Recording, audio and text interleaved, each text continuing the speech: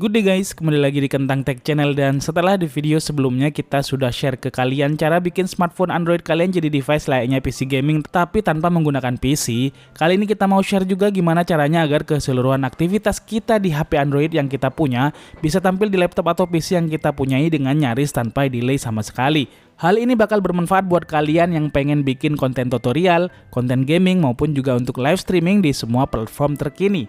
Ya, seperti yang kalian lihat saat ini, kita sedang memainkan game Nintendo Switch dari HP yang kita miliki, dan ini bisa tampil di PC, kita rekam, bahkan bisa dikontrol pula lewat laptop atau PC dengan mudah sekali. Kita juga bakal kasih tahu lengkap mulai gimana nyiapin semuanya sampai nanti seperti apa dan gimana cara ngerekamnya dengan cermat dan teliti. So, tunggu apa lagi? Tontonin aja videonya tanpa henti, dan seperti biasa buat yang belum subscribe, subscribe dulu dan hilangkan semua sakit hati. Selalu senyum biar happy dan jangan lupa semangat setiap hari.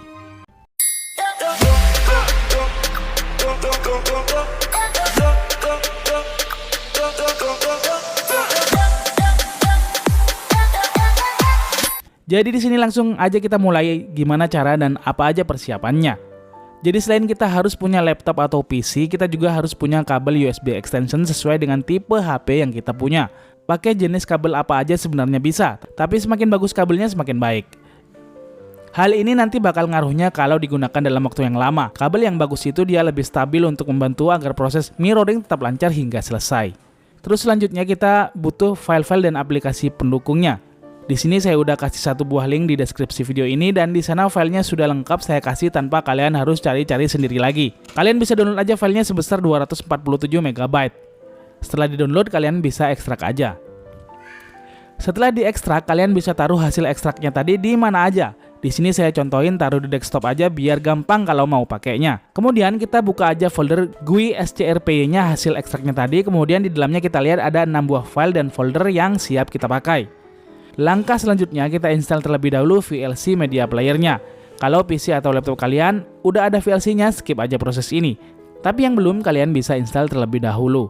Kalian bisa pakai yang 32 bit kalau Windows-nya kalian 32 bit, dan kalian bisa pakai yang 64 bit kalau Windows kalian 64 bit. Di sini saya pakai yang 64 bit saja.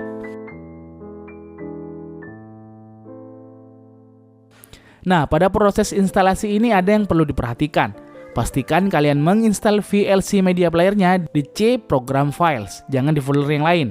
Ini nanti untuk memudahkan saat kita mau men-setting mirroring suaranya, dan kita akan jelaskan nanti.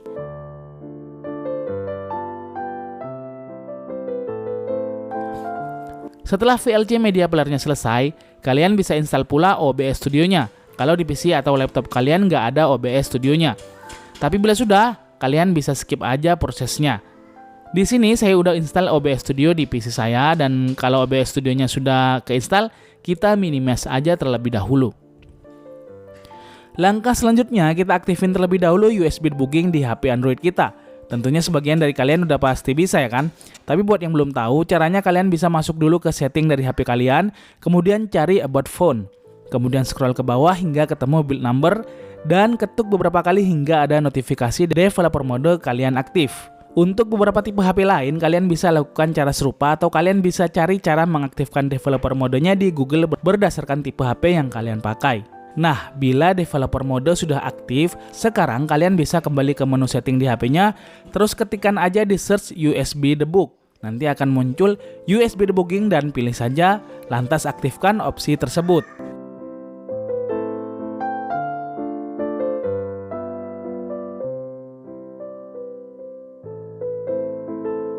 Bila sudah, kita bisa tancapkan colokan USB konektor ke PC kita dan kita hubungkan ke HP yang kita punyain. Kemudian setelah ditancapkan, pilih file transfer atau Android Auto pada HP-nya, jangan yang lain. Bila semua sudah berhasil kita lakukan, maka di Windows nanti akan ada notifikasi di bagian pojok bawah sebelah kanan bahwa HP kita sudah berhasil terkoneksi.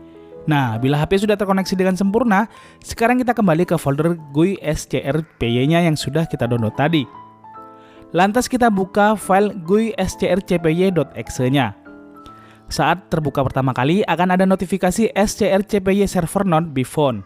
Di sini kita bisa langsung aja buka folder strcpy-nya, lantas pilih strcpy server, kemudian pilih open.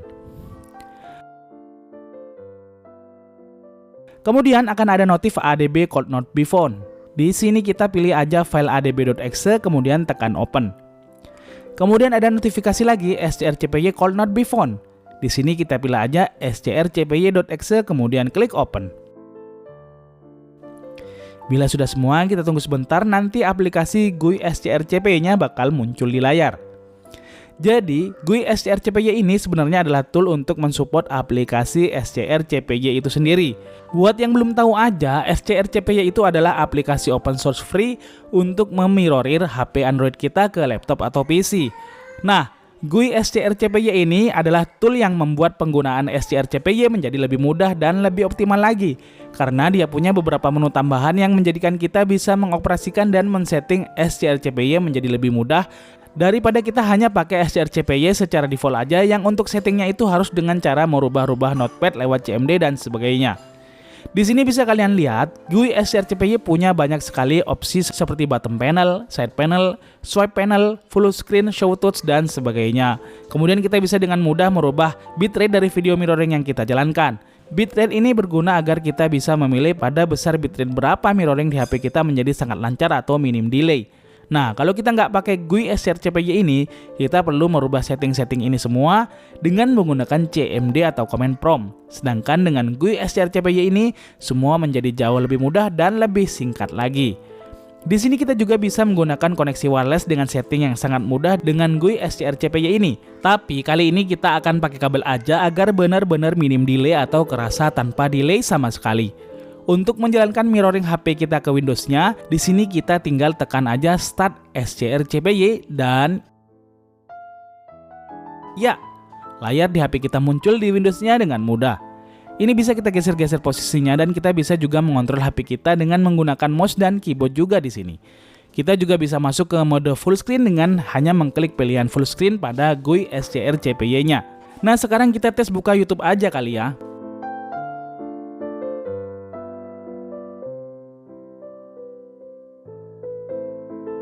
Nah, di sini pas buka YouTube, suara dari HP kita itu belum masuk ke dalam Windows saat di mirroring. Untuk itu kita perlu aplikasi yang satunya lagi, yakni SNDCPY. Oke, kita kembali lagi ke layar utama Windows. Dan kita buka folder SNDCPY-nya. Setelah dibuka, ini ada file sndcpy.apk. APK ini kita kopikan dulu ke dalam storage HP kita. Ini karena di HP saya udah ada, kita replace aja. Setelah di copy, kita install aja terlebih dahulu. Ini kita bisa install tanpa harus mematikan mirroringnya ya. Nah, karena saya udah install sebelumnya, di sini muncul update. Tapi yang belum install sebelumnya akan muncul install. Di sini install aja sampai selesai, kemudian buka aja APK-nya, biarkan dia berjalan di background di dalam HP kita.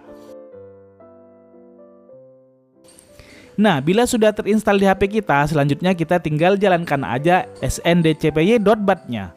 Nanti akan muncul command prompt dan bila ada tulisan playing audio, itu artinya audio dari HP kita udah berhasil masuk dan termirror pula ke dalam Windows-nya. Oke, jadi sekarang kita tes aja.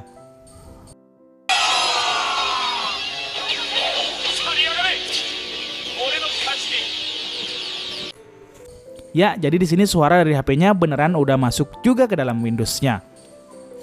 So, di sini kita sebenarnya bisa gonta-ganti pakai HP lain untuk kita mirroring ke PC atau laptop kita. Caranya gampang banget, kita tinggal aktifkan aja USB debuggingnya dulu di HP lain tersebut dan kita langsung konekkan ke PC atau laptopnya. Setelah itu kita bisa langsung jalankan GUI strcpy-nya.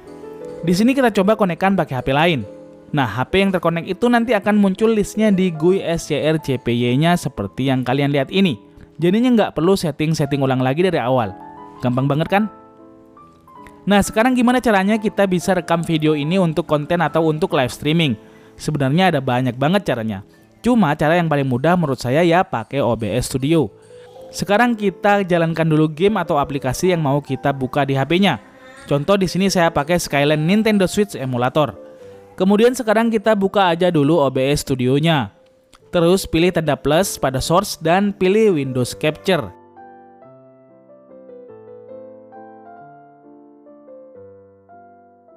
Kemudian di Windows Capture-nya kita pilih strcpy dengan nama HP yang kita konekkan.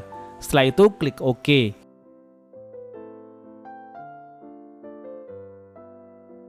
Kemudian kita bisa paskan terlebih dahulu tampilan di OBS-nya agar pas dengan layar yang kita mirroring dari HP kita. Nah, bila sudah pas, kita bisa jalankan gamenya dan tekan start recording untuk merekam videonya, atau tekan start streaming kalau mau dipakai untuk streaming. Tapi untuk streaming ada beberapa setting di OBS Studio yang kalian bisa cari tahu caranya di YouTube, karena sudah banyak banget yang bikin tutorial streamingnya dari OBS Studio. Nah, kalau kalian punya webcam atau kamera lain yang terkoneksi ke laptop atau PC-nya, kita bisa nambahin tampilan kamera tersebut agar juga bisa muncul di OBS Studio-nya. Caranya gampang banget, kita klik tanda plus lagi pada source dan pilih video capture device.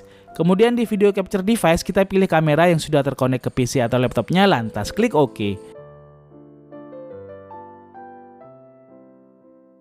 Nah, tampilan kamera yang kita pakai bisa muncul di layar dan kita bisa sesuaikan cari posisi yang paling pas untuk kita rekam atau kita gunakan live streamingnya.